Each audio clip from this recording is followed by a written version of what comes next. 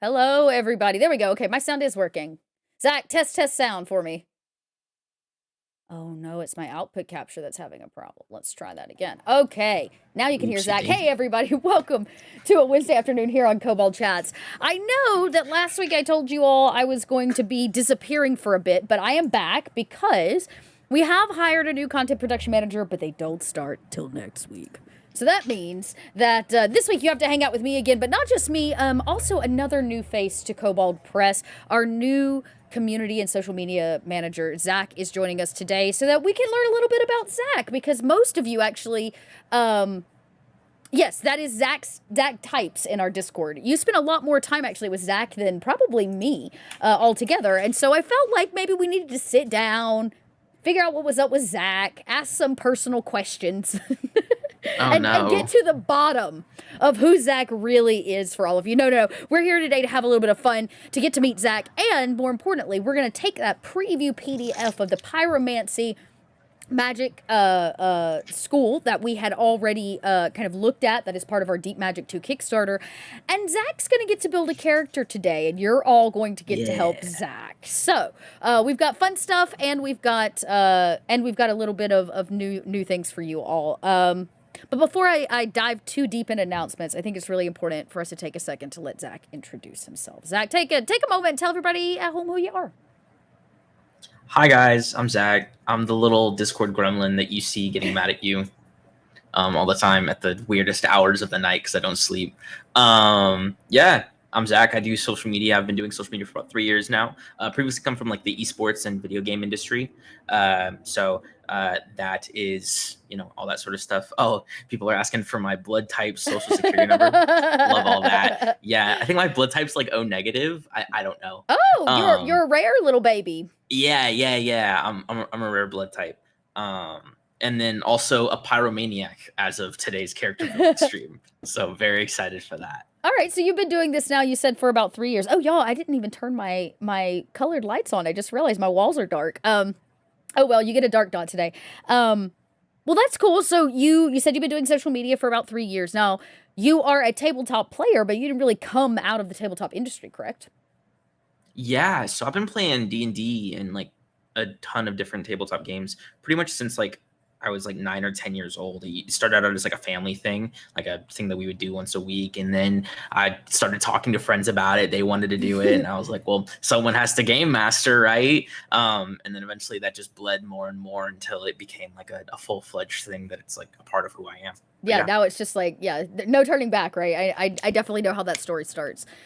So, chat, I am going to obviously tell you the first half of this is the interview, the second half is character building. That means toss some questions out. Surprisingly enough, Zach answered your blood type question. I don't think we're going to answer the social question for, bridging Yeah, you're not issues you're not on. getting that. Sorry, not on Twitch. But if you have other questions for Zach, because I know that community management is becoming more and more important in the gaming industry in general, but specifically in tabletop. And it's a very unique, I think, unique and kind of niche space. Obviously, we know social media is not a thing of the past. It is actually the thing of the future. And so that's also really, really important as companies like Kobold Press grow and create new things like, I don't know, Cough Cough Project Black Flag. So I'm a little interested, like, where did it start? Did you just wake up one day and you're like, yeah, I want to be a social media manager? No, I every time someone asks me like how did you get into social media? I wanna start working in social. I always tell them I am not the case in which you look at as an example. My path is wacky and crazy and weird. So the way I started in social media was previously I did not like social media. I hated how it like actually glorified everyone and showed only their best moments. It really showed like it didn't show a real version of people, Yeah, sure. right? I didn't appreciate that. Obviously, there's ways to do that where you can now, and that's actually becoming a very popular style of content. Mm-hmm. It's more like down to earth, ground level sort of stuff, and I really appreciate that. But I didn't use social media much, and so I remember one day it was my senior year of high school. I was scrolling Instagram, and one of my favorite esports teams, E United, had posted that they're doing an open interview, so pretty much anyone could come and interview to be an intern, and it was supposed to be like get 3 months just to feel what it's like in esports. And I didn't know much else about it. But so I joined the Discord. I show up, and the time comes when they're doing all the interviews. I'm like this third or second to last person that they interview, and the funny thing about it was that it wasn't just like an interview sort of thing. You were interviewed live on Twitch, and yes, and you were also interviewed while playing a game of Warzone in Call of Duty. So the funny thing about it was like your interview could last a full 45 minutes, which is like a full game of Warzone, right? Warzone, yeah. Or it could last the full 20 seconds of where you drop and you get insta killed. Oh, that's very interesting. Talk about some serious stakes in an interview. Yeah, for real. So some people literally had 45-second interviews where they got asked their name and like 2 questions, and that was it. Wow. I remember one time years ago, I interviewed for Urban Outfitters, and they do a very similar type thing, except it's way more catty, because it's the fashion industry. So this is when I was still in retail, and actors needed day jobs, and so I was like, I love Urban Outfitters. This is before I started thrifting my entire life, and I was like, so I'll go apply for this job. So I applied, and what they did was they brought you in a room with everybody else who had applied for the same job as you. And then just like they didn't interview us individually. The first round was everybody was in the room together. So you get to see the other people who are vying for the same job as you. There was a piece of the interview that was about like just how you looked, right? Like how you presented yourself. And you had to get up and talk about the choices you made for your outfit. So you had to be like, today I got up and put this on because this works with this, or I chose a crop with these jeans, because like they wanted to hear you talk about fashion, which y'all, I'm like, I don't know, how brightly colored is it? And does it fit my short waistline? Like that is how I basically deal with fashion. You know what I mean? So like, but yeah, so it was a very strange thing, but it was like a meat grinder. Because during this thing where we were doing these like trust-based things, and they would put us on these little like games where we had to like work with other people, they would just come around and tap you and be like, you're good to go home now. It was nuts. So I imagine the pressure of only potentially getting 20 seconds is intense. Yeah, so well, not only was it 20 seconds long, like you're live on Twitch, and they publicize this, like they have over 100,000 followers on Twitter. And so like they were talking about it, they were covering it, they were clipping it, so people were actively coming in and watching. And they looked back at it and they were like, oh well, there was probably like some legal issue with it, but you want to know what, we did it, and hey, I'm super thankful for it because I ended up getting the position like 2 months later. But yeah, it was crazy. They interviewed like 40 people. It was like a 6-hour stream. Wow, that's nuts. That's absolutely like I hope that your interview process with us was not as rigorous. Definitely not as rigorous. No, also not as anxiety inducing. Okay, well that's good. That makes me feel better, because I tried to. So I'll be completely transparent because it's all done now, right? So one of the things I really wanted to see was like what somebody like Zach might do with, a fake Kobold press product. Like, what if we just threw out a fake Kobold press product? Like, what could they do with it? What inspirational things would they bring to the table? And so I had a really fun time coming up with our fake book that they had to like put a little presentation together for the second round, called Even More, MOAR Monsters. And I have to say, Zach ran with the prompt. And it was actually one of the things that impressed me most. He just ran away with it. And yeah, so I will say, your memeing and your humor are a huge reason why you're here on this channel right now. Now we do have a couple questions. Folklore. Yeah, right, exactly. We do have a couple things coming through, some of which I can answer for you. Anytime you have a problem with a company, the best way to deal with your problem is not to tweet. Yeah. Most companies have a customer service email, which is publicly available on their website, cough, cough, as is Kobold Press. That is the best way to put in complaints to the company or suggestions or issues, is to always go through customer service. Please do not tag us publicly on Twitter, because one, now we're not going to want to interact with you anymore on Twitter, especially if it's a real problem. Like, if you call it out on Twitter, all I see is you trying to make a stink publicly. Not that you're actually trying to help us. If you really want to help us, you'll go to customer service. Is that a Vigo I see on your bar top? What's on your bar top? Vigo? Yeah, what is that what that says? Vigo. No, that's Viego. Viego. I'm sorry. You're right. I'm dyslexic. You get all those Yes, vowels in there. I play a lot of League of Legends. League of Legends is one of my favorite video games, and that's my favorite champion, Viego. There you go, everybody. So you're coming in from a video game background, which is actually pretty cool. You know, a lot of times people move into tabletop simply because they've been doing it for freaking ever. And so I think it's really neat that, like, you're coming Mhm. from an outside perspective. You're bringing a lot of new ideas into Kobold Press. We've already seen some of those. In action, the updates to the Discord, the new riddles that Zach comes up with, because we know Zach's got that riddle bug. He comes up with fantastic riddles and things for you to like sift through. So you know, a lot of love there. Let's see. Oh, Legends of Runeterra is now the new favorite game of all time, says Cleo Text.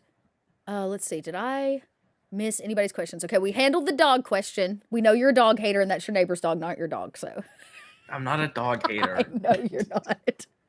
I know you're not. Literally, someone asked me this question, I think like literally yesterday in the Discord, and I was like, they were like, Zach, what kind of pets do you have? I was like, none, but I'm hoping to change it. I want a cat, I want a dog, I want pets. Okay, so basically the next time we interview Zach, we expect to see a fur baby on screen. Yes, Okay. absolutely. Okay. Now don't this make is it next week. just not next week. So this is a great question. So why Kobold Press? How did you get started with us specifically, or like why apply for this job? Sure. So I've always, there's like the three prong sort of like what's the word, like a Venn diagram, right? Where there's social, there's community, and there's marketing, right? And all of those interlap in some sort of way. But marketing was like a little too official, a little too business for me. I'm Mimi, right? I'm only 21. I'm a kid still, right? I like to be fun and wacky. And so marketing really wasn't my strong suit. So community was something that really excited me and that I wanted to do with my next position. And being a social media and community manager, that was something that really interested me. But also the way I found the job was on Twitter. It was one of the people who I admire in the esports industry. His name's Jake Neerland. He quote tweeted it, and he was Thank like, you, "Yo, Jake. this is like a great opportunity for someone if you're looking to get into the TTRPG industry." And I was like, I've been playing Dungeons and Dragons literally my whole life, Most so people why don't I don't even just know apply? it's a legit industry. So Yeah, seriously. I mean, people think the same thing about esports, so that I was already used to having that conversation, right? yeah. And so I applied, and I honestly didn't expect to hear back because I was expecting a company like Kobold Press, where we're very vetted in the industry. We've been around like 17 years almost, Mm-hmm. and so it's been around for a long time. So it was one of those things I expected probably someone more seasoned to get the position. But I got an interview, and then I got another one, and then I had to talk about more beasts, and then now I'm here. More beast. More. More beast. Yeah, okay, well that's cool. I mean, you know, one of the so if we talked about this last week. So I have been promoted to the marketing director, which social media, community management, and the content production creator kind of all fall under the marketing arm of the company. This is part of our kind of growth strategy for Kobold Press, and in full transparency, because as companies grow, so do we. And one of the big things that I really wanted to see is opportunity, right? So to bring in somebody that not only needs the opportunity but brings opportunity to us, right? So a different perspective, because we could have hired anybody from the tabletop industry and brought in knowledge. But what I wanted was, or what I was really interested in finding, was somebody that wanted to learn, grow, and just had a general love of community, right? Because that also is what makes great social media, is kind of the community mentality, at least a lot of what ours is, and what I think you do great about with it. If you don't believe me, just go see his quirky rebuttals to other people's tweets. Literally. Which I love. But more important, I wanted to find somebody that had room for growth in Kobold Press, right? Great business strategy doesn't just say you find a person to fill a slot. You look at long-term opportunities, which is, you know, Zach's young and not jaded and loves social media and has great ideas and was in a growth place. And I thought this position is a really great starting point because it has room for growth. And so I hope that you get to grow with us. Absolutely. That was one of the things that really excited me too, was like going into a completely different industry, because I not to brag, but I've kind of worked like at the top level of esports for a minute, Mm-hmm. right? and it was something that I was like, well, do I just do a side move, or do I maybe try to start fresh, right? Mm-hmm. I wanted to stay in social media, I want to stay in community, I want to stay in that sort of circle, but I kind of felt like maybe it was time to move on to something different. And Kobold Press was exactly the way to do that, while also giving myself a challenge and learning new things. And let's be So honest, yeah. y'all, the first week Zach was hired was when the OGL leak happened. So I want to talk about that. Zach started on a Monday of New Year's, and within 4 days' time, Zach was not only launching new things in our Discord, handling our social media, and helping me manage the Black Flag announcements, but was fresh to the job. So just a round of applause at home for Zach for like stepping up and just like no hesitation, right? Just like grabbed the backpack, threw it on, and started running with the rest of us. And that was a really that was that moment I was like, yep, we made a good choice. Yeah, yep, we made a great choice. Now this is really great. Question, which is, how often do you play TTRPGs now that your hobby is your career? Do you feel like you play more or less? Do you think that's going to change? So I'm only like a month into the job, right? Mm-hmm. And what I will say is my TTRPG playing has not stopped or lessened, but it's definitely changed. I'm expanding to different systems, and Ooh. that's something that I've been testing out a lot of since since certain factors have come into play, as we'll talk about. But no, I play multiple games a week prior to me starting this position. Uh, a lot of that is trying to find a new home for a new home system, and thankfully, Black Flag is probably going to fill that slot. Just seeing all the things that I have seen so far and how amazing in BA it looks. Teasing you guys, of course. And that's one of the things that it was always like super consistent in my life, was like, if I'm not doing coverage, right? Because with esports, it was very much like sports, where like we had to cover games, right? If I Mm-hmm. wasn't covering games, or if I wasn't actually working, I was GMing games. And so like I GM a live world with 7 campaigns going on in it, right? So I'm a busy guy. But yeah, TTRPGs is something that's always been like super, super, super active in me as a person. And you're as a person. I remember when you came in, and we were chatting during the interview process. You were talking about your love of cyberpunk and the cyberpunk Yeah. game that you've been running for a while. Because one of my questions has to be, what games are you running? Like, I want to know you're out there playing tabletop, and Zach was. So for all you cyberpunk fans, Zach's with you on that front. So would you consider yourself a min-maxer, a power min-maxer? Maybe this is a better question when we start building. We'll get to see how Zach builds a character as we start to build, but Do I consider myself a min-maxer? No. I okay. consider the way I like to build characters, because I don't get to play characters often, right? Right, you're like, maybe Um, got the GM bug. yeah. Yeah. But I've more so got like the world building bug. I love world building, and that's what really makes it fun for me. But in terms of like when I actually do get to play, I definitely think like whatever I like to do is I like to pick a niche, pick a fantasy, pick a character type, right? And then I like to min max that idea. I don't Oh, I like not that. necessarily in terms of the stats, but I like to min max the way you can play a character. So like for example, we're going to be touching the pyromancer here, right? I want this person to be addicted to flames. I love it. Okay, I love it. he eats nothing but hot Cheetos. Okay, that's all A he diet eats. of hot Cheetos. Hot Cheetos and spicy Doritos. Let's do it, man. So All I right. actually like I like that the way you said that you like to min max the character build, not necessarily the mechanics or those kind of things, but like, if you were building a trash goblin, you'd go all the way into that trash. You know what I mean? Like, Oh, absolutely. yeah, I'm dumpster diving. dumpster diving as far as you get. So I really, really love that. That's a very, very cool way to now. It's awesome you work with us at Kobold Press. It's awesome you play tabletops, but I'm sure you're human outside of tabletops. What's Zach into other than League of Legends? What do you spend your time doing when you're not Kobold pressing? Sure.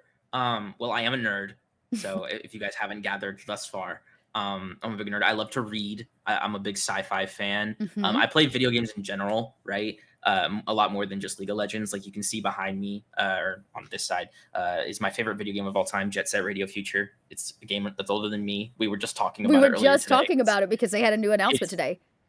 yeah, it's going to become backwards compatible, so I'm finally getting to play it again without having to hook up my old Xbox. So I'm super excited. But yeah, I mean, like watching a lot of TV, because a lot of like video game parallel to TV has happened recently, like The Last of Us, Halo Mm-hmm. Infinite, all that sort of stuff. So yeah, I'm just a big consumer of like nerd media. Love it. Well, speaking of nerd media, somebody wants to know, have you been watching The Last of Us TV show? And what would your ratings be? Yes, I have been crying my way through The Last of Us TV I'm show. going to be honest with all of Um, you. Please don't spoil anything because I have not watched it because I currently do not have the spoons for that level of tears like everybody's talking about. I can only give that many tears to one show at a time. And right now, Vox Machina has that because they are my Friday cry slot. So when they're all done, I will loop back around to Last of Us and get caught up. But I can't do two shows that are going to rip me apart in a week. yeah. Why do you think I haven't cried during work hours, Dots? Because I spend all my tears on The Last of Us. No, I'm joking. Yeah, exactly. There are going to be more tears. That spoiler I know. So I'm just I have to do what's right for me. That's what my therapist keeps telling me. That's like, why put yourself through that if you don't want to cry? And I was like, you know what? You're right, therapist, Miss Therapist. I don't have to put myself through that if I'm not in a place to be crying at, Wednesday night at midnight when I get done with work. You know what I mean? Like, I don't have to do that. Yes. So yeah, that's very fun. Now this is very cool since you do tend to wear the GM pants like me. Somebody wants to see if you can come up with a hook off the top of your head for a world building. Any thoughts? Okay. So I'll throw an idea at you that I've been formulating. I'm gonna throw my players through a one shot that's like this. I have yet to like really flesh it out. Love it. But I saw a trap, right? It was in a trap book, and the trap was, it was a snow globe, and basically what happens is when you shake the snow globe, you get stuck inside. Uh-huh. And so what I'm gonna do is I'm gonna have my party on a day when like a player can't make it. I'm gonna have them shake the snow globe, and they're probably gonna go to this magic shop, see all the wonder Right, stuff. do all the things, Snow get globe. trapped. They're all gonna get stuck in the snow globe, I love that. and it's gonna be a whole new like little kingdom inside of a snow globe that they have to find their way out of. That's actually, have you watched the show Lock and Key? No.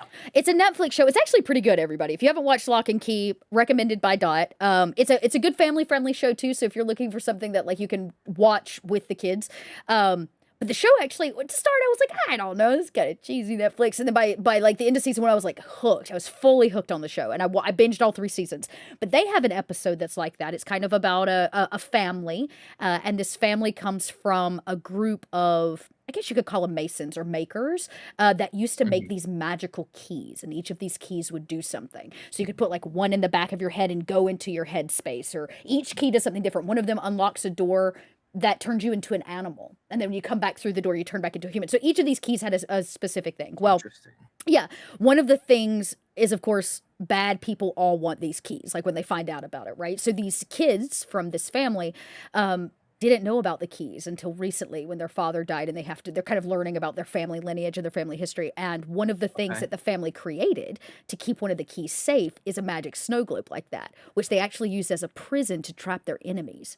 So all their enemies are trapped in this snow globe that like sits on a mantle in the house for the first 2 seasons. You have no idea until the kids figure out that there are bad people inside the snow globe, and then there's this whole switch up where they get pulled in, and they got to figure out how to get out, and like it's a whole thing. It reminded me a little bit about what you were talking about, so you should go check out the snow globe episode of Lock and Key. Maybe it'll give me some ideas. All right, it might give you some ideas. It was very, very cool. Like, because it was a snow globe, it was always frigid cold in there, and like the house itself is not a real house; it's just a prop.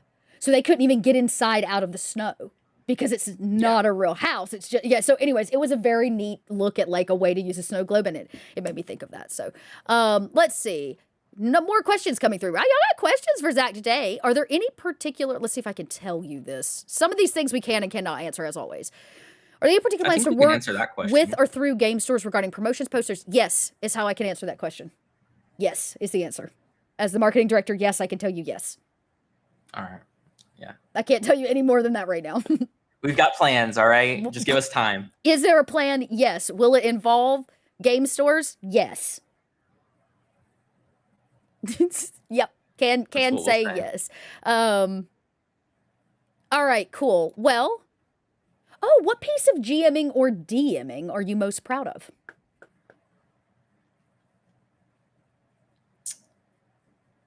I was talking to Megan about this, and you were stepped away from your computer, or you were like knee deep in writing or something. Yeah, I was about to say, anytime I'm writing in co-working space, I have to mute everything, and then I come back to him, I'm like, okay, edit my stuff. Yeah.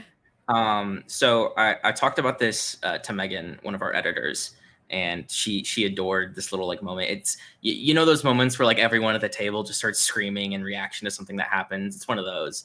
So basically, I opened up the Cyberpunk campaign with like an F1-esque style like futuristic race. Oh, nice. And in my one of the groups, one of the players was actually one of the racers. Oh, really? Yeah. And so like the whole session kind of turned like everyone's like happenings and events were revolving around reacting to the race and them being in it. And so you get to see people in boxes, like the upper boxes, people were in the stands, you know, doing their own little thing or thinking things out. And then meanwhile, one of the players is actually like doing ability checks and speed checks, trying to navigate this race. And they actually end up winning. Oh, yeah, they won. And one of the cool things was I made the contingency plan. If they won, they got a magic item, and the magic item was called the Crown of Ascension. oh, that's cool. In the Crown of Ascension, you roll a table, and based on the table, a number of things happens. And it's a public table; they can see what happens on the table. And one of the things was a dimension door opens. Oh. And so it was one of those crazy, wacky comic book style things, because that's the kind of DM I am. I like to make it think like it's a comic book. And so basically what happened was the session ended on a cliffhanger. And then the next session, when they picked up, they had Hold Person casted on them, right? So they were stuck. And so they said, okay, if I use the crown and I roll the dimension door, right, can I land in a specific spot? I'll say, I'll roll if you land it. If you get dimension door, I'll roll, and based on the roll, you'll get maybe what you want. And so what they wanted was to dimension door to like the locker room, right? Right. But I decided I'd choose the more chaotic answer. Yeah, of course. So first off, they roll the dimension door, right? So everyone is screaming at that point, right? And so I'm like, I roll, all right, and I say, you know, you're frozen at your feet, but you're not immune to the effects of gravity. The dimension door opens up the ground below you. You fall through, and you land in the cockpit of your race car. And so that's super cool. They're able to drive out because they were outside of the range of Hold Person. Of Hold Person. That's so cool. All right, last one before we start building characters, which is, what's your favorite NPC you've ever created? My favorite NPC. One of my campaigns, one of my players had a familiar, and their familiar was a little bat. And so I had to role play a bat that could speak. And that's pretty awesome. The bat's name was Nimble Squeaks, and so I had to play Nimble Squeaks, and Nimble Squeaks was super fun. The NPCs that aren't really, you don't expect to be NPCs, are usually the most fun as a GM. Like the ones that they latch on to. I've had one like that before, which was supposed to be, okay, so I gave them this like ancient, elegant, like super smart, kind of mysterious owl that was going to give them all the details they could possibly want about their adventure, blah, blah, blah, blah, blah, blah, blah. Didn't give a rat's behind about what this owl said. They were like, fuck you, owl, basically, right? Like, they did not care. Okay. So, later on down the line, I was like, well, okay, they needed some additional support. And I was like, well, I'll just toss this unicorn in here. It'll just come in, deliver the thing, and run away. They did not let that unicorn leave. Owl that actually had information did not care about the owl. This like ancient owl being that guarded this old willow tree. Couldn't care less. This stupid unicorn that just came in out of nowhere that was supposed to drop a package and run away. They literally cornered this unicorn and they're like, what's your name? What are you doing here, unicorn? Do you want to be our best friend? And they like roped this unicorn into the campaign. And then I ended up having to play this NPC for the rest of the time because the random unicorn that needed to deliver something was more interesting than like the ancient owl with vast knowledge. Yeah. Let's see. I don't want to miss a question. What innovations are you most excited about in the tabletop space? You know what? Because they mentioned VTTs, I'll mention a VTT specifically. So even throughout the pandemic, because, you know, my family plays D&D, so I was able to play physical games even then when we were social distancing. We got to play physical dice, and we got to play at a table, right? So I didn't get to touch VTTs much throughout the pandemic. But post-pandemic, I'm starting to broaden my horizons and play with people who are not in a situation where they can play with me IRL, so we're playing online.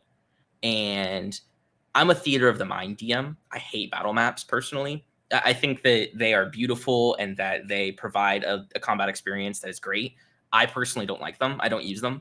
And so when Alchemy first came out and when Mm-hmm. Alchemy was being developed as a VTT, I was absolutely in love with it and all Mm-hmm. the features that they're adding and everything that how accessible it is, the capability to add like music for ambiance in platform, Yep. all the motion effects, it's all so good. I'm in love with it. So I'm excited to see how Alchemy develops and how they're able to add more cool elements to enhance the theater of the mind experience and other VTTs too. I'm very excited to see how maybe we could cater to the theater of the mind Yeah. experience a bit more in terms of Experience. Yeah. VTT platforms. Love that. And is honestly a bit of a different perspective than, say, some of the technology we know is currently in development with other tabletop companies. So I also like Alchemy a lot. Everybody, I just dropped a link in chat for you in case you don't know anything about Alchemy RPG. You can go learn more. All right, with about 20 minutes or so left, I say we just do a little bit of character building. Yeah. Yeah? Okay, now, for all of you who have backed Deep Magic 2, we want to say a big old thank you because we have crossed the $650,000 mark on this Kickstarter. That is more than we could have ever hoped for. And when I tell you that the Kobolds are grateful and celebrating behind closed doors, I mean it. We are so thankful and so grateful to all of you as we move this book forward. And one of the big things that we announced coming with Deep Magic 2 is a new base class, which is the Witch. And I have been given special permission because we have now given a little bit of a preview to our Kickstarter backers of the base class of the Witch. We're going to be able to use some of that today to put into this character sheet here on Roll20, which is going to be the easiest way just for me to share all of this with you. So that's what we'll be using. But we also have this nice Pyromancer class. So I will say we are probably going to use the Witch because I want to see what it has to offer. And we're going to probably use this Pyromancy circle, this school, for Zach today. But the rest of it's a little open. I did hear Zach already say that they have to eat spicy hot Cheetos as their preferred diet of choice. So we'll make sure that's on the character sheet somewhere. So what I'm going to do is start by sharing my screen. Oh, your screen. Oh, my screen. We are unfortunately probably not going to be able to use the Character Mancer very much for this. I think I'm going to probably have to edit a lot of this directly. But I am going to start with the Character Mancer because we can still pick your race. So what are you feeling for this little fire witch? What kind of options? See, this witch. So the idea that I had while we were thinking about it and we were leading up to it is that they've got to eat a bunch of hot Cheetos, right? They've got to be super in love with food. And for those who maybe have already known about me, I'm a bit of a short king, so I think a dwarf is in order here. You're feeling very dwarfish. I like it. Dwarf. I like it. It's a basic, like we know dwarfs. And I think that's a very cool build. In fact, I think we actually have some character art coming to Deep Magic 2 that's of a fire dwarf, which is pretty cool. Oh, do we? That's super cool. Okay. Yeah, so like I said, I can't show you the actual document. If you want to see that, you're going to need to head over and make sure you backed the Kickstarter. Ma'am, you're not coming this way. My cat's trying to cross my desk, and there's too much stuff today. No, ma'am. But today I am going to be able to copy and paste some things over into this character sheet, so you'll maybe get to see it in its build, which is what my hope is for you. Now, there is a little over a week left on the Kickstarter, so if you haven't had a chance to go back it, now's your chance because you're running out of time. Remember, after that, we'll close it down, and after that, all you're going to be able to do is pre-order it, which will be, there'll be some time before you can get your pre-orders in. So, let's see. Did I miss anything? Oh, yes, a bottle of hot sauce in their pocket always. Oh, that sounds perfect. Yeah, we'll have to put some items in your pocket. So, now with fire, do you think you're chaotic, or do you think there's a little bit of like where are you leaning on the alignment side of things? I definitely think chaotic is the way to go. Are you going to all the characters I play are a little chaotic? Are you neutral, or do you use your fire for good? Oh, definitely for good. Okay, I mean, come on. Okay, a little chaotic good. I like it. I fight for the hot Cheetos. I can't wait till we name this character. That's what I'm really interested in. Now, Oh, that'll be exciting. you have some tool proficiencies, including mason's tools, brewer's tools, and smith's tools. I have to say, there's something kind of cool about a fire brewer, because then you can light the fire under your brew, right? Like you can brew it yourself. But no need for a Bunsen burner. I am one. Yeah, exactly. Smith tools also work, right? Because the fire for smithing is a good options too. So, thoughts, everybody, on a tool proficiency? Cooking utensils have been given. Now, these are going to be your tool proficiencies based on your race. We may get some more tool proficiencies, and we could add some cooking tools, which would go nicely with the brewer's supplies. For sure. I definitely think so. Okay, let's do brewer supplies to start, and then we'll add some more, because, you're going to get your cooking utensils and stuff later on. Yeah. So, you've got some pretty basic stuff like stone cutting, but I gotta say, the idea of a dwarf that could be like, and just like mech weld a finger and be like, and cut through like metal or stone is very cool. That's pretty cool. Now we have a few different kinds of dwarves for in the Kobold Press build, of course. We do. There is actually a fire-forged dwarf that comes out of Tome of Heroes. Oh my, this is just too perfect. That's what I'm thinking. So we may just lane Fireforged Dwarf, because I think you get a couple extra things in the Fireforged Dwarf lifestyle. That's just perfect. Look at how all that lines up. Yeah, look at this badass. Oh my god, he's so cool. Isn't he cool? Okay, so we're leaning Fireforged Dwarf Witch School of Pyromancy. All right, cool. There's a, Now, to make this simple, we'll probably roll here for these in a second, but we don't have a class here. So one of the cool things you can do with Roll20 is create a custom class, which is what we are going to do. Our custom class is called the Witch. I have some information on that witch to make sure we know all of the things. Now, some of this may not be here, so we may just have to go with what we know, or make some estimated guesses, like, But here's what I can give you about the sneak peek of a witch. Now, witches, of course, have a deep connection to nature that often stem from years of studying the natural world and regular communication with nature's spirits. Now, fire, as destructive as it can be, is a natural element, so this fits really nicely. Now, their practices can be of unity, veneration, exploitation. Some can commune through a deity or magic, so there's some options here. Okay. But a witch communicates with all spirits, whether small and fleeting, emerging spontaneously, only to quickly condense back to the ebb and flow of the natural world. So I'm seeing a little bit of the druid vibe here, right? But there's something really specific about the witch that is tied to the aspects of nature that are like the deities of magic, right? Those elemental pieces, which I think is kind of cool. I'm quick reading through this. With patient and skilled determination, witches appeal to those diverse beings by befriending, coercing them, calling them into focus, coaxing them. So there's also this aspect of like working with the natural world in certain ways. So let's take a look deeper. Ooh, hideously scarred from your fire experiments is kind of cool. So some key features of the witch, we've got some known spells, right, that are going to come with it. Charisma is your spellcasting ability. Unlike the druid, that is nature-based, and the rogue, it is charisma. So you're going to have to be a very charismatic witch. Witches have to be charismatic. So that's just good to know in general. They didn't tell me if that's going to be a proficiency or not. Let's see, this is a spellcasting ability. The witch can bind a spirit of nature to one object. That is dope. So, like, if you wanted to bind this fire spirit of nature to a bottle of hot sauce, you straight up could. Bottle of hot sauce, a lighter, a blowtorch. There's so much like RP capability there. They made some suggestions of like cauldrons, brooms, candles, bells, but you can infuse. This is one of the things you do. It's called spirit binding, which gains unique abilities based on the type of object, such as a brew fortifying broth from a cauldron.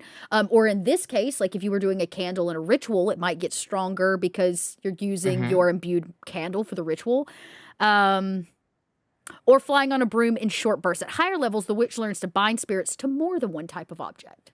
Now, this binding spirits is something that is completely unique. I've never seen this before in a class build where you have spells that can do this, right? So a spellcaster can learn it. But the idea that it is innately built into the witch class, that you can, for free at start, bind Mm-hmm. this nature spirit to an object is pretty cool. So start thinking about your object. Okay. And I'll be what witch thinking. is finished without her coven? So you actually dedicate yourself to traditions of a particular coven. I imagine this is like Oh. bard schools, right? Those Bard kind of things, colleges. Yeah. bard colleges. You have to pick your coven. You dedicate yourself to the traditions of a, like a druid circle. A witch's coven is a witch's subclass. Okay. So Ooh, right, covens is a the coven. I subclass. like Okay. it. I like it a lot. Now the sneak peek we've been given is this coven, and we're gonna probably have to go with that, but we'll make it Sure. work. Yeah. We'll make it work, which is the coven of the roiling hearth. Not rolling, roiling. So the coven Roiling. of the roiling hearth finds their strength in the home. These Okay. witches hold community Oh. dear and cherish nothing more than the vitality of the bonds of chosen family. Oh, I love that. The tittering of shared laughter, Okay. the smell of warm, fresh bread from the oven, aw, the warmth and Aw. crackle of the fire are what gives these witches strength. Some of their Okay. key features are things like burning hands, calm emotion, fire shield. All of these very much match it's called Forged in Flame. We also have Drawing the Hearth, so spirits of soot and ash surround the witch in a protective swirl of dancing embers. Which is pretty good. And then a few times a day, the witch can force a creature to make a saving throw or temporarily become vulnerable to fire damage. So what I'm going to do is, since we are choosing this, that means... Hang on, my cat's decided she's going to cross this one way or the other, and I am not letting that. Awesome. She's in a cone, everybody. Do you want to see her shame? Oh yes. She's in She a showed cone us right now, this so she's a yesterday. little She's grumpy. adorable. She's been anxiously gnawing at her legs, and I have to put her in a cone when that happens. Okay. Oh yeah, her little cone of shame. So, the question is, what kind of witch will you make? So, what I'm going to do is, because this does seem to reference Druid a little bit, some of these things I'm going to pull from the Druid class build and then alter from there. If there's one thing I know very well, it is the Druid class. So, knowing that, we know your saving throw proficiency is probably going to be Charisma, because we know it's a Charisma-based class. So that seems like a... And again, I'm guessing on a lot of this, y'all, because it's just not available in the preview yet, but I'm trying to make the best educated guess I can. My next... All of the nature-based stuff is Wisdom. Right? Yeah. So I think it's Thinking Wisdom and Charisma, which is a very interesting build. A wise and charismatic person. Love that. I believe the Druid's hit die is a D8, so that seems... I'm just going to go with that for now. And then you get some proficiencies. Usually in the build. No, it doesn't give me those proficiencies, so I'm going to just skip those for now because I don't know what they're going to be. I imagine they're going to be skill proficiencies, probably. Like nature, and usually you get 2 skill proficiencies and a language proficiency. So, like, animal handling, medicine, history, insight. Yeah, survival could also work. I'll let you choose this one because we're kind of building this on the fly. So, you have another skill proficiency you think your fire dwarf would... Your pyromancer dwarf, like survival or animal handling or something built for the witch? Animal handling sounds cool because, like, there's a lot of, like, I don't know, when I think of a witch, like, there's a lot of, like, rituals that involve like feathers or like animal skins or skulls, bones, that sort of stuff. We don't have to worry about... Obviously, you're going to get dwarven, so there's probably some custom class features, and I'm going to quick copy and paste these from this document so that we don't spoil too much, but I spoil enough. So if I were going to do this to build this in, just so I could show you all how this works, I copy it in, and this becomes a custom class feature, like this, right? And then you just add another feature. So Forged in Flame is the one we were talking about for this like little hearth witch, which I love. This one's called Drawing the Hearth. Okay. Right? And then last feature is called Flames Embrace. This really was meant for us to build a pyromancer off of. For real. We could not have done fits better. Too perfectly. Yeah. It's too perfect. Okay. So there we go. There you have it. We have some pretty basic, and your spellcasting ability is Charisma. What I don't know is, like, how many spells and stuff everybody starts with, but, It's okay. usually, if we're gonna go off the druid build, it's like you get, what, 2 cantrips and I think it's one more than two. Yeah. yeah, so you get 3 first level spells and a number of cantrips. And for this sake, I'm just gonna say the druid list, even though Yeah. we're gonna be able to branch outside into some other stuff. So, all right, easy peasy. How do you want to roll for your stats, Zach? I've got some dice right here. You wanna roll them. Yeah, I want to roll. Okay, Are you kidding me? Any chance okay. to roll dice physically? Okay, so what are you gonna do? Roll 4, drop 1, or are you gonna roll Yeah, I 3d6? think Oh, no, sorry. I Are you think gonna roll 3d6 6 times or 3d6 7 times? Because I know how you are. 3d6. I don't know. Which one do you think I should do? Do you think I should drop one, or do you think I should just go All with right, the 6 that chat. I Should get? he roll 6 or 7? 7, of course, dropping the lowest one, or should he just take the 6 that fate gives him? I will say I am also using our new. Let me see if I can find the 6. Ooh, I'm gonna make I you am big using while you our show this.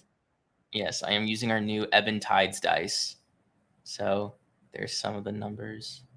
Yeah, the brand new Ebon Tides dice are out. You can grab those on our website, but Zach's gonna roll up with them. So 4d6 Yes, drop the lowest. That's actually how I usually do it, which is that you get to roll 4d6 6 times, but you have to drop the lowest of the 4d6 to only get 3d6. Okay, I'm down for that. Okay, let's do that then. So Zach is gonna go ahead and roll for us. All right, let's see here. The first set of 4d6, drop the lowest number, then add them. Okay. All right, so I rolled a 2, a 5, a 2, and a 1. Oh, so you drop the we've 1. got 5 yep, and that 4 makes it is a 9. 9. Okay, so for now, I'm just gonna put 9 down so I don't lose the number, and then we can reorganize them. Yep. Okay. Next one. Oh, I cocked one. Okay. Gotta reroll it all. Okay. Ooh, this one's high. 2 6s, a 4, and a 1. 12 and 4 makes 18. Okay, so we dropped the 1, of course. 12 and 4 does not make 18, Dot. No, you're right. It makes 16. I'm sorry. Yep, you're right. Go for it. All right. All right. 5, 5, 3, and 1. So 5, 5, 10, 13. Math is hard sometimes, Yeah. Foxface. Yeah. All right. It's okay. I actually, you know what's funny? I have a content warning for this. Here.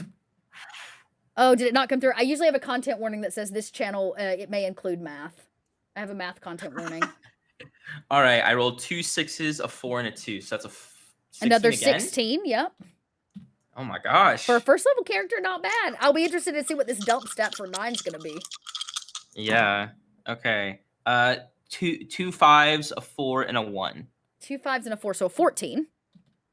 Yes. Next, last one. One more time. Come on. Let's roll like 3 6s. Come on. 2 4s, a 5, and a 1. So that's So 9 9. again? 2 4s. No. No, 2 4s is 2 4s. 8, So and 8 so plus 13. 4, 13.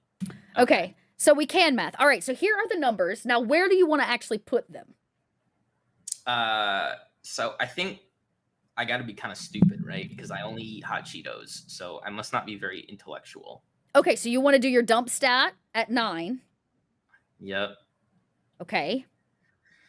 And then my main scores are charisma and wisdom, right? Wisdom. So I think that's where the 16's got to go. Okay, so 14. Sorry, I'm writing these down so in case I lose track of them, we don't actually lose track of them. Okay, so we're going to change this for a 16. And for now, I'm just going to put 14 here because it's getting exchanged. And this one's going to go to a 16. And we're going to exchange the strength for a 13. Right. Perfect.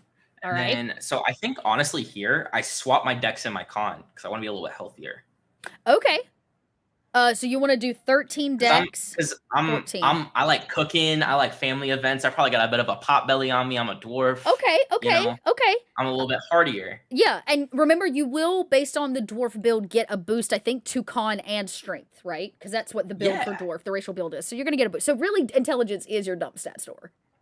Yeah, for real. Okay. I'm kind of stupid. All right. Okay, great. So if we're happy with these, I'm going to go hit next. Now, you're going to need to choose a background, but I want to see if in our pyromancy funness, do we have a background? Do we have a special pyromancer background? We do not. because this Do is we just not a have an path arsonist? that we probably do. I'm just not thinking in this. But here, let's see.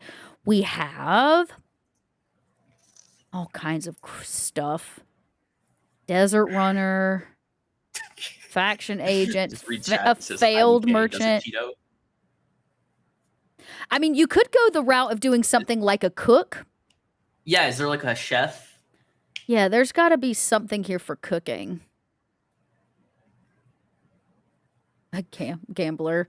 I just got to scroll through all my options. Find one. There is a miner if you wanted to go like hard dwarf, but I think I like our little bit of a new take Someone on said this. criminal because arson. Oh, they're criminal. Maybe. They have an occultist. Cultist? Oh, okay. There's a perfumer if you want to make perfumes as a witch, which is kind of cool. Tome of Heroes. So Celotex in chat said Tome of Heroes has a culinary background. There we go. That's what I was looking for. Smuggler, shipwright, century. Sorry, I'm literally scrolling through all of these because there are so many options. Culinary. Did I miss culinary? They said it as a question, so maybe. It's oh no, it doesn't have a culinary. I don't see one on my list here. I know y'all can't see my list, okay. but I don't see one. So we do have a few options here. So there is, the basic criminal background. You've got some seer, sage type options if you want to build on your witch that way. Okay. You've got, like I said, there's this kind of occultist option, which makes sense as to maybe why you worked your way into being a witch. Because remember, this is your past. This is maybe even before you became a proper adventurer. Yeah, I am a level 1, so. Right. You could have mysterious origins. I kind of like the idea of like, because so the witch is all about family, right? With this subclass, with this coven. So maybe it's like since I'm very all about family, I kind of like buy into a cult because it's who I consider family. I mean, I love that because it did say your chosen family. It's about your chosen family, which I think is very cool. So let's go. We'll go with, you want to do a cultist? Let's do a cultist. I like that. Okay, so we got to pick some personality traits. All right. I wonder.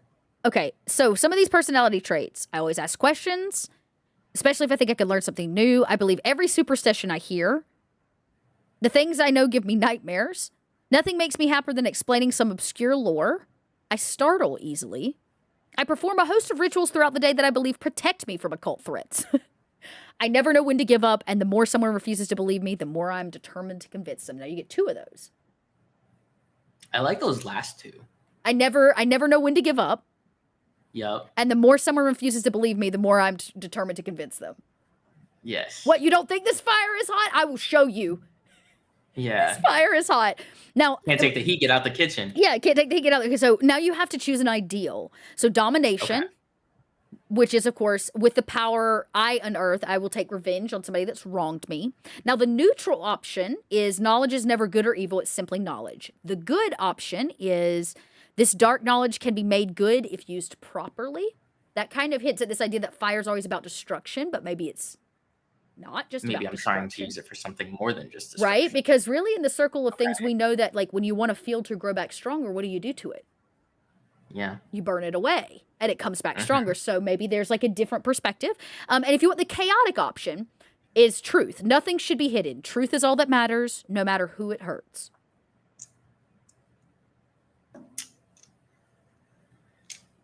I think the good option here is what makes the most sense. Yep. We're going for like this very like family, like, the mom of the party sort of vibe. And you're an occultist, so I'm sure you know some dark stuff. Yeah.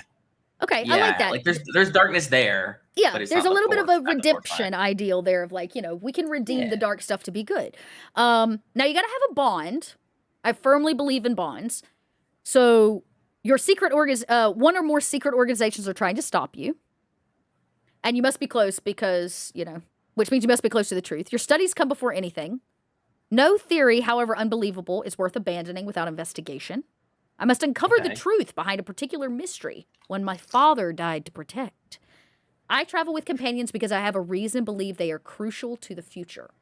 And once I had a partner in a cult search who vanished, I'm determined to find them. So, hear me out. All right, hear me out. I kind of like that first one. because you could totally say like the secret or the reason they're trying to stop me is because I found the secret recipe to the new flavor of hot Oh Cheetos. no, you found the secret recipe. This is a now we're turning it. This is a SpongeBob Plankton situation. Now you have to have a flaw because no character is complete without a good flaw. Yep, of course. So when you're stressed, you mutter theories to yourself, sometimes connecting unconnected or random events. It's not paranoia if they're really out to get me. I have a habit of lying to hide my theories and discoveries. I see secrets and mysteries in everything and everyone. The world is full of dark secrets, and I'm the only one who can safely unearth them. And there is no law or social convention I won't break to further my goals. So you know that sort of saying of like, in like in the heat of the moment, like people show their true selves. I think like fire is very much one of those things that's like akin to the idea of like there's fear, and so people probably show their true selves to the fear of fire. So I kind of like that idea of like I see secrets in everyone because I'm trying to see everyone's like true self. Yes, I love that. Okay. To explain your current predicament. That's a very fun flaw to play onto. It's a good role play. Okay. Okay, we did the bare minimum, everybody. Now, we're going to need, we are going to have to pick some equipment, but we can do that manually. I'm not really that worried about it. So, we are going to have to pick some witches' cantrips. Now, here's the thing. Some of the magic we have here is available in other ways. Oops, that's not what I meant to do. But what is not available is this dope pyromancy school. Yeah, I'm gonna pull that up. I was about to say, I'm looking into it as well. So some of the pyromancy magic obviously isn't going to be available yet because it's in Deep Magic 2, but we might find something similar. But you are going to get a series of cantrips and 3 first level spells. We're gonna build this as a first level adventurer, just to make today easy as we round out our afternoon. For sure. Your favorite enemy is Frito-Lay's lawyer. Oh my gosh. Chad, you're killing me. So there's some cool ones here like In's Molten Shard, Firebolt Smolder, Spray of Glass. And then at first level you get Ashen Lashes. Ooh, that's hard to say. Burning Hands, Curse of Sustentation, and Minor Flame Step. Now I do believe these are actually at the end in the spell chapter. They freaking are, everybody. They are, yeah. I'm looking at them right now. I was reading them. Are there any cantrips and first level spells that just like really, really scream at you? Smolder and Spray of Glass are really the two that stand out. I really love Spray of Glass. I need everybody to know that. I think it is such a dope like spell. So we'll plan to put this in. Okay. So I should be able to, let's see. Because I don't think none of these are going to be in here. So what I'll need to do is not choose spells. Yeah, I'm going to have to add them manually, which is fine. So let's just give this a second to catch up. I'm going to hit next. We need a name, everybody. Get your fiery names ready. Yeah, someone pitch us a name. I want to hear names. Come on, chat. What you got for us as we add in these last spells before the end of the day? Cinder. That's a great witch's name. Cinder is a cool ass name. It's very witchy, very fiery. Yeah, I like Cinder. Nice, Cinder. Oh yeah, you do. Eventually, you're gonna have that heat metal for those fireless nights in the cold. Exactly. Cinder Kettle Pot. Chitterella. Oh my God, Cinder Cheetorella. Cheetorella. Ash Smolder. I like that too. Actually, I like something about Ash. Cinder Ash Cheetorella. Man, you're beginning to really grow. It's like gnome names. You know, gnomes just collect more and more and more names as they go along. I'm gonna have like 15 last names by the end of this. By the end of it, keep tossing them at us as I move forward, so I can close this out and get those spells put in because I want y'all to see some of the spells, which are pretty cool. Yes, they're very cool. Okay, so I'm just gonna quick build this. We're not even gonna level it up. We're just gonna let it be what it is. But what I am going to do is come over here to our spell sheet where I can manually enter, right? You also get mending, I think as part of your background or something already. Oops. No, race. Dwarves get mending. That's right. That's right. Okay, so here, how do I edit this? Name. All right, so Smolder. Now, what do we know about Smolder? That was the first one you wanted, right? Oh, do you want me to go grab it for you? It's an illusion cantrip. Read it out to me. All right, it's an illusion cantrip. It's pyromancy, of course. The casting time is 1 action. The range is self. The components are verbal, and the duration is a minute. No concentration? Do you want me to read it out to you as well? Or No. I'll be able to copy and paste the text. no, that I'm not worried about. No concentration, no. No concentration. Now, let's take a look at what this actually does. So I can, in fact, put the details into what actually happens. You teleport to an unoccupied space you see with... Oh, no, that's not at all Smolder. I definitely copied that's another spell I'm going to be taking. That's Oh, later. you are? Okay, well then I'll just come back to that one. That is not at all the right spell. Let's try that again. Boop. So you wreathe yourself in small illusionary flames that for the duration of the spell, you have advantage on charisma checks. So it is a spell card. When the flame first appears, creature with 3 or less intelligence that can see you must succeed on a wisdom. Rest of the line of text. Wisdom saving throw or be frightened until the end of your next turn. Or their next turn. Their next turn. So really this is a save check. So I'm just going to copy the paste. This is the witch class. Well, actually, no. This is... class is really pyro right now, right? It's pyromancer. Because it's really... Actually, it's really a school, but we'll call pyro, and we'll just say the class is witch. I don't know that that's actually going to be how it pans out in the end, but who cares? We'll figure it out. We'll definitely figure it out. Did I miss any important stuff? Cinder might need to make an appearance. Spellcasting ability is your charisma, right? Yes. And output is an attack. Yes. Okay, so it is an attack because they have to make a wisdom save. So if they need to make it, you have advantage on charisma saves, and if they have to make it, they must succeed on a wisdom saving. So, saving throw, wisdom. Do they take damage? No. It becomes just... No, it's just... They become frightened. They become frightened. Okay. Okay, great. Now I can hit done on this. So, there you have it. It's not the greatest layout because I haven't really fixed it. But if we were to roll it, I want to show you all what it actually rolls like. So, if I hit Smolder, it drops in chat like this. So that their wisdom save would have to be 13, and then you could click to show the spell description for your GM. So it would just be a quick and easy. Now, you wanted Smolder and you wanted Spray of Glass, which I think we have time to get Spray of Glass in. Is that a cantrip too? Dang, it is cool. Also a cantrip, yeah. Okay, so let's do this. Spray of Glass. There's something so cool about a pyromancer spraying glass because, you know, it's just like heated sand or whatever, but like I'm so here for that. It's evocation, right? Casting time, 1 action. Yeah, range is self of 15-foot cone. Okay, self. Yeah, and then the components are verbal. Components are verbal. Oh, the target it doesn't have a target. That's okay. It usually maybe it does in the actual text. Yeah, it doesn't say an amount of like targets. That's all right. Now, this is an actual attack, if I am correct. Yes, it is. So, this one will get to be... Well, I'll show you how to build both of these cards, everybody from home.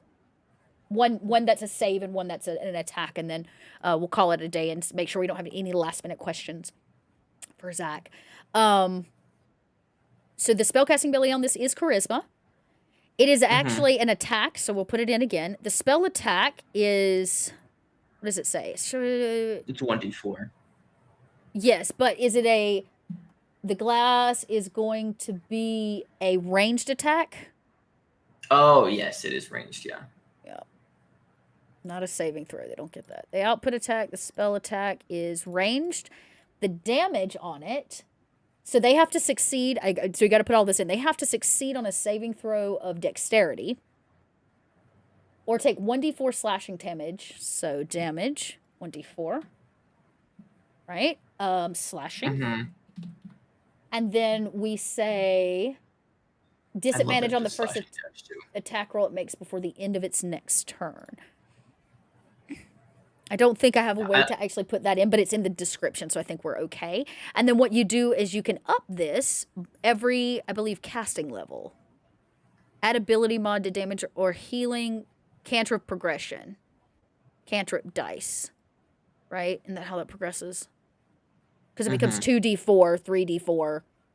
4d4, yeah. I don't know what the difference between cantrip... I think that's how you do that, but I'll... Oh, no. Right here it is. I got that wrong. Higher level casting. 1d4 with It's no not addition. anything So it's else. the higher Yeah. level casting is just a d4 each time. Great. Yeah. And actually, I could actually take this and copy it into here because that's really where it belongs. So done. Yep. Save. Now let's see how it turns out. So if I wanted to cast Spray of Glass, or in this case, if Cinder Ash Cheetorella wanted to cast Spray of Glass, I could hit Spray of Glass and it would in fact cast it in chat. It rolls with regular and then of course advantage. So you really only rolled an 8, but if you took the advantage of 23 and 23 hits, you could just hit the Spray of Glass. It would roll the dex save they have to make and what kind of slashing damage it does, along with the spell description. That is so cool. There you go. That simple and that easy. Now, obviously, we have a lot more to put in. We'd have more spells and things like that, but I do really like this witch build. It kind of takes the druid, because I'm a druid at heart, right? And like applies it in a cool way where you can think about your relationship to nature differently than druids, which is pretty sweet. So, dang, that's cool. Now I want to play a witch. Dang, that's We'll so have cool. to do. We'll have to let you I run love when this. we do Black Flag I was about to say, I can see all of people with their ideas. Yeah, like spray, like a glass dragon build would be so cool. Like a dragon that sprays, like a dragonborn that sprays glass or something. It's so sick. Yeah. A witch that sprays those they curse with glass, turning them to grandmother glass, a satyr, a garden. Like these are all so stinking cool. These are such cool ideas, and hopefully you're inspired by both the witch class. Like I said, if you have backed Kickstarter, you can go get the same preview that I just went through at home so you can take a peek at it.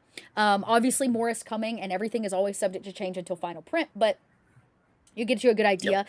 And the pyromancy PDF. Now I can do this for you. Let me You can only get on drive through.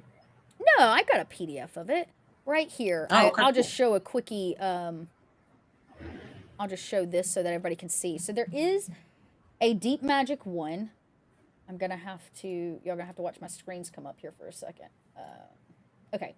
There is a Deep Magic preview for Volume 2, everybody, and all this pyromancer stuff we went through. There are 17 spells in this, along with the pyromancy school of magic, which is different than, say, just like, or no, it's the pyromancy style of magic, which is different than, say, a barding school or all of your subclass options.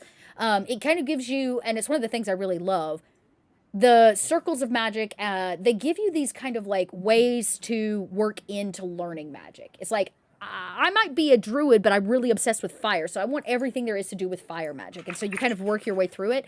And then all 17 spells that are kind of listed out here do get a preview down below. So you can go to the Kickstarter right now and back this, or back it and get this free PDF to take a peek at.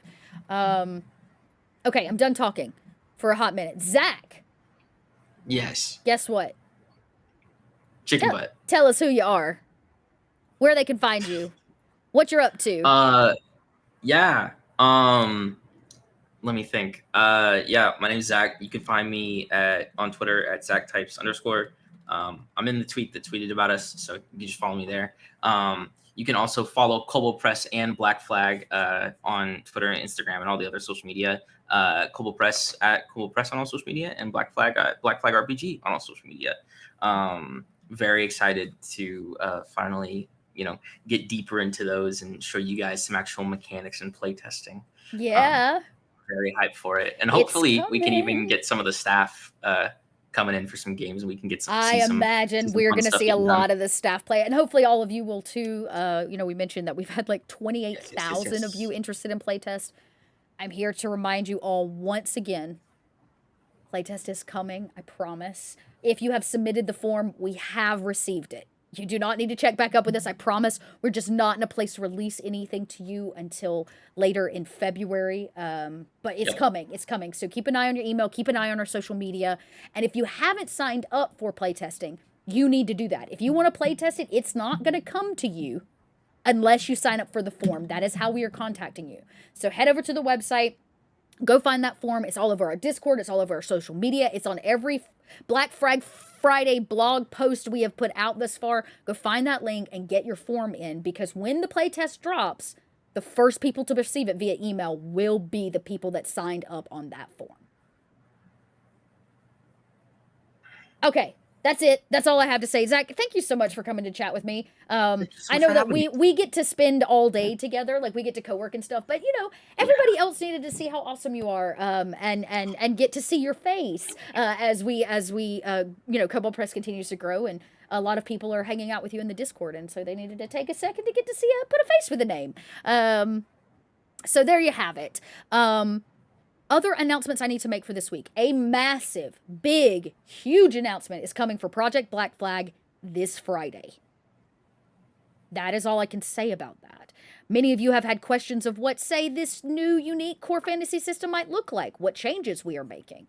We have made the public announcement as of Monday that it is going to be completely compatible with 5e, specifically thanks to our friends at Wizards of the Coast, who have opened up the SRD 5.1 into Creative Commons. This has changed some things for us in terms of our process, but most of it's good changes, right? Because makes some things easier and faster, and so there are things coming, but Project Black Flag is making a big announcement this Friday. No, it is not the final name.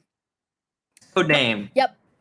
We do not have a final name for you yet. That is a legal thing that we can't just toss out. We have to go through massive legal steps for context, for trademark. Deep Magic 2 was called Project Sparkle. So we love having fun with our project names. Right, exactly. When we go into playtesting, we always release a project name. Project Sparkle was Deep Magic 2. Project Black Flag is going to be for, well, Project Black Flag. And when we have an official name that has officially been trademarked, has gone through all of the legal processing, then we can reveal it to you. So no, unfortunately, we don't have a name for you right now. And that will not be the reveal on Friday, but I promise it's not going to be a disappointing reveal, to say the least. I think it's going to be very juicy for all of you. Yeah, so very, very important. 1 week left on the Kickstarter. Get over there and back Deep Magic if you haven't, because Deep Magic 2 and the new revised version of Deep Magic 1 are all forward compatible with Project Black Flag. So it's not going to be a waste of your money to get it now, because it's all going to work in tandem in certain ways so that you can kind of create, mix, and match what you need for your table. Yeah, those are the big things. I was trying to think if there was anything else. For those of you that showed up this past Sunday to support our charity stream, thank you very much. We raised over $2,000 for the Trevor Project. Huge, huge, huge. And they've already sent us a big thank you. And we had so much fun as the Gilded Gals in the Margreaves. So it was a hoot and a half, I guess you could say, since I made an owl joke earlier. Yeah, I think that's it. We will see you all next week. Same Kobold time, same Kobold channel for more Kobold chats. And next week, I will officially be passing the torch off to our new content production manager, who I cannot announce until Monday, but that will be an announcement coming down the line soon. And we'll be shouting it at the rooftops of who our new Kobold is and what face you're going to start seeing a little bit more regularly here on Kobold Press. Other than that, everybody have a fantastic week. We will see you on Friday for our big announcement.